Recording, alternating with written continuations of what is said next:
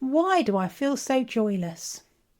Now, if that's how you've been feeling lately, it can be unsettling. That sense of emptiness, of going through the motions but not actually feeling anything. It can be one of the hardest parts of menopause. But the good news? It won't last forever, and you can start feeling happier today. In this video, we're going to break down why so many women lose their sense of joy during menopause and why it's not just about hormones. You'll find out why this feeling can be so hard to shake, the mistake most women make that actually makes it worse, and what you can start doing today to start feeling even slightly happier. Because sometimes the smallest of shifts can make the biggest of differences. So why do I feel so joyless? It's such a confusing feeling, isn't it? One day you're just going about your life, and then suddenly it's as though someone's pulled the plug on your emotions, like an appliance without any power. There's just nothing.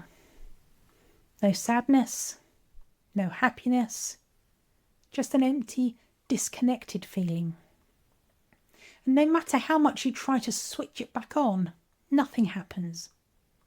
And I've worked with so many women who've told me, I don't feel sad, I don't feel happy, I don't feel anything. They think something must be wrong with them. But the truth is, this happens to so many women during menopause, and there is a real reason why. And I know this feeling personally too. I remember a time when I felt as though I was just existing. I wasn't deeply unhappy, but I wasn't happy either. And the more I tried to force it, the more temporary the solution seemed to be. Nothing stuck. Quick fixes, distractions, even food, that didn't work. None of these were the answer. But once I understood what was really going on, then things started to shift. Most women assume that if they feel joyless, they just need to try harder, push through, be more positive, do more of those things that should make them happy. But that actually makes things worse. And waiting for joy to return on its own? That's another mistake. This keeps us stuck.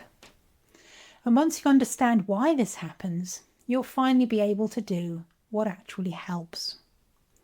The first thing to understand is why this feeling is so hard to explain. Unlike hot flushes or night sweats, this isn't a symptom that people tend to talk about. It sneaks up on you quietly. One day you just feel different, a little disconnected, a little less excited. And because no one warns you this might happen, it's easy to think that something's wrong with you.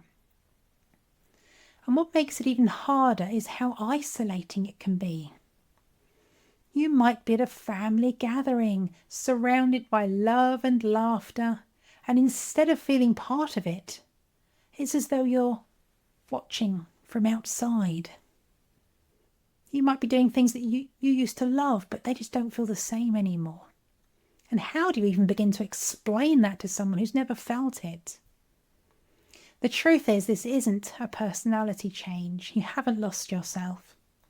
This is a real biological shift, not a sign that something's wrong with you. So if you've been asking yourself, why do I feel so joyless during menopause and what's actually happening? Let me tell you, it comes down to a few key things. First of all, your hormones, of course. Estrogen and progesterone, they don't just regulate your monthly cycle. They also influence serotonin and dopamine, those brain chemicals that can control mood and motivation and pleasure. And when these hormones drop, your brain's natural feel-good chemicals, they take a hit as well, making everything feel flat. Then there's stress. When estrogen drops, cortisol, the stress hormone, that rises. And when your brain is in survival mode, it prioritizes keeping you going over feeling good. And then there's exhaustion. Many women have spent years taking care of everyone else. And by the time menopause hits, they're burned out. disconnected from themselves and unsure how to find joy again. So no, this isn't just in your head, and no, you haven't lost your joy forever. It's just buried under layers of stress, exhaustion, and shifting brain chemistry. Now here's where a lot of women get stuck. When joy feels switched off, the natural reaction is to force it. Maybe you've tried doing things that you should enjoy. Going out, socializing, staying busy, hoping that it will just snap you out of it. But if you've been there, you know how frustrating that is. You go through the motions and nothing clicks. The harder you try to make yourself feel happy, the more hollow it feels. And then there's the waiting, the belief that one day joy will just come back on its own, that eventually things will just shift. But the truth is, waiting rarely works. If you're stuck in emotional numbness, hoping it will fix itself, that often leads to more frustration. If you've been trying to force joy or waiting for it just to return and it's not happening, it's not a sign you're failing. It's a sign that a different approach is needed. So let's talk about where to start. Now, the first step isn't about chasing happiness. It's about calming your system down so that there's even space for joy to return. Your brain can't access joy when it's overwhelmed. So lowering stress has to come first. Then, instead of chasing big feelings of joy, start really small. Look for tiny dopamine boosts. Small, rewarding activities that gently wake up that part of your brain that's responsible for pleasure.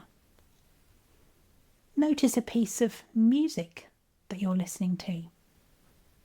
Perhaps pay attention to a smell or a scent. Really appreciate that warm cup of coffee in your hands. These tiny, small moments, they matter more than you think. And reconnecting with your senses helps too. Joy starts with presence, and the easiest way to be present is through sensory experiences. Whether it's moving your body, engaging with nature, or simply feeling the textures around you. And then there's clinical hypnotherapy. This is one of the most powerful ways to rewire how your brain responds to stress, helping you reconnect with emotions in a natural, gentle way. Even the smallest of shifts can make a big difference. You don't have to go from feeling completely numb to bursting with joy overnight. Just slightly happier is enough to start. And if you'd like more support, you can get my free 5-day boost. Each day you'll get a couple of simple, effective steps to help you start reducing stress and ease emotional numbness without adding even more to your plate. I know you're busy. You can get the 5-day boost right now. Click in the link in the description and start feeling the difference. Click now. It's free.